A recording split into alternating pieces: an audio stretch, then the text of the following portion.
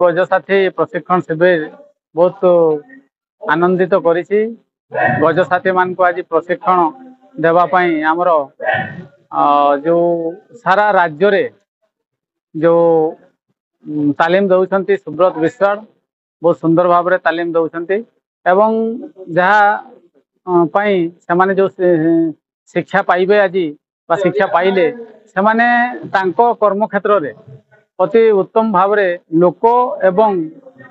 आमर डिपार्टमेंट रो दुई जनकर मध्य समन्वय रक्षा करी हाथी को बा गज को से साथी रूप से गज को केमती चलापथरे कौन सी असुविधा न हो तार कौशल मान से शिखई ता सहित गज गज मान को जो आसुंच विभिन्न समय एवं लोक मान को सचेतनता करने प्रत्येक गाँव में डिपार्टमेंट तरफ रू एवं तांको तरफ रू सब आयोजन करा हबो बोलिकरी निष्पत्ति नहीं एवं प्रशिक्षण समय कहुई। तो आगामी दिन में निश्चित भाव में ये अंचल रे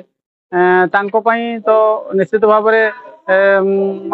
दक्षता वृद्धि ट्रेनिंग बहुत सुंदर भाव में से पाइक काम करेंगे एवं जनसाधारण मध्य तांकर जो जमी बाड़ी रे एवं लोकंकर सहित जो हाथी बा गजंकर जो युद्ध चली बोलिक कहु निश्चित भाव में कमिबो।